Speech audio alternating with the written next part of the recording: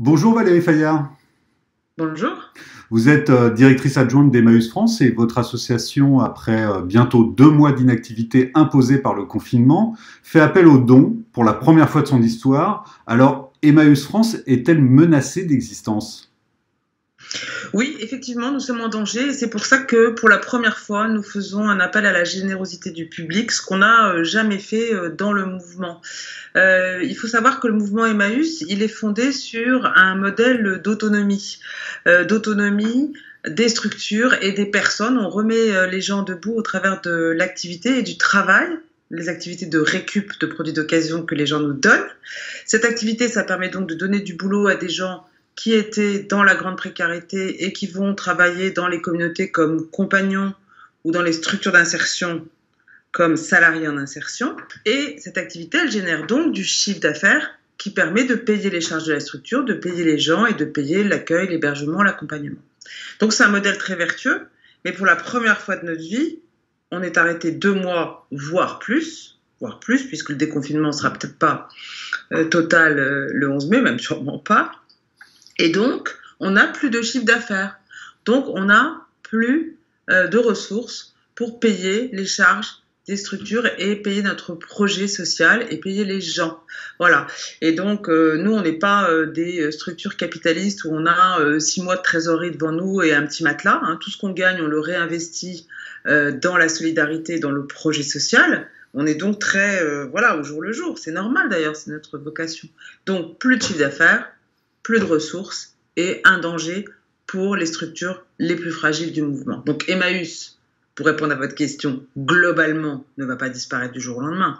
Mais ce qui peut disparaître, c'est un certain nombre de structures Emmaüs qui accueillent des personnes en grande précarité et qui vont se retrouver en cessation de paiement et obligées peut-être de fermer et de remettre les gens dans la précarité. Alors, vous fédérez 287 structures en France, dont 119 communautés qui représentent le socle. Pouvez-vous nous expliquer leurs activités? Oui, alors les communautés Emmaüs, c'est effectivement le modèle originel et le plus original dans le champ de l'action sociale, c'est-à-dire que ce sont des lieux de vie et d'activité. Donc des personnes qui sont en grande difficulté, souvent des personnes à la rue, elles viennent taper à la porte des communautés et nous les accueillons de façon inconditionnelle, quel que soit leur statut, quel que soit leur âge, leurs conditions physiques, qu'ils aient des papiers, qu'ils aient pas de papiers, nous les accueillons si nous avons de la place.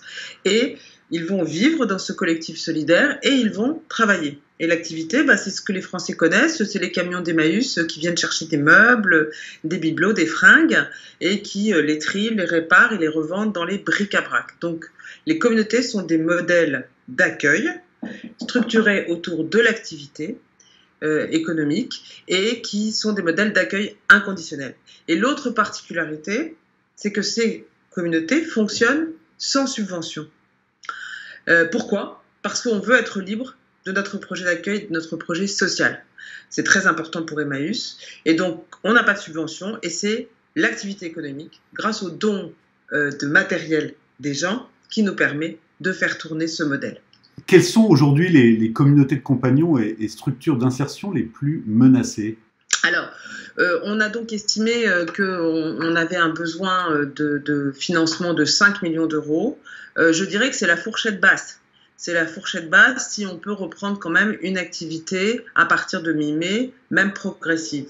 On est en train d'évaluer, mais on pense qu'il y a une quarantaine de structures sur les 210 qui font de l'activité économique. Il y a une quarantaine de structures qui sont vraiment menacées dans leur survie par la fermeture. Donc 5 millions, c'est la somme qu'il faut pour que ces 40 structures puissent passer cette vague.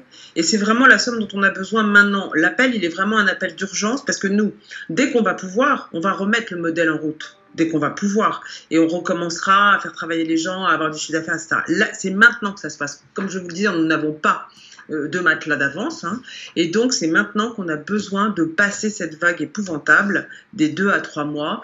Et donc, c'est pour ça qu'on a fait appel à la générosité des Français d'une façon un petit peu dramatique parce que la situation, elle est vraiment inédite et elle est vraiment dramatique. Si on veut éviter qu'il y ait des structures Emmaüs qui ferment et qui remettent des gens à la rue, il faut qu'on ait des sous des Français.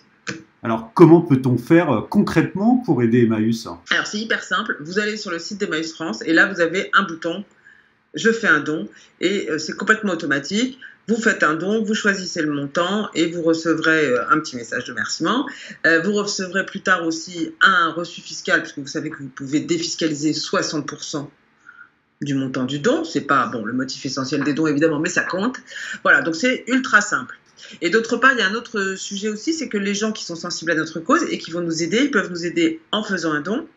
Bien sûr, c'est l'essentiel, mais ils peuvent aussi nous aider en relayant notre campagne, notamment via les réseaux sociaux. C'est important que toute cette chaîne de solidarité, elle s'amplifie. Et aujourd'hui, on a les réseaux sociaux qui peuvent servir à ça, donc le Facebook, LinkedIn, Instagram, tous les réseaux sociaux. Allez-y si vous soutenez, si vous pensez qu'il faut que ce modèle original d'Emmaüs survive et qu'on puisse continuer à accueillir des gens, faites ça et relayez. Un dernier point, c'est que non seulement il faut qu'on passe la vague, mais on sait que cette crise, elle va durer. Et on sait qu'il va y avoir de plus en plus de gens sur le bas-côté. Donc les Français ont besoin de nous. Nous avons besoin de continuer à faire notre travail d'accueil des plus précaires et des personnes les plus en difficulté, parce qu'il y en aura de plus en plus, malheureusement. Et donc, il faut vraiment que les Français qui sont attachés, je crois, à ce modèle Emmaüs, nous donnent les moyens de continuer à notre mission d'accueil. C'est hyper important.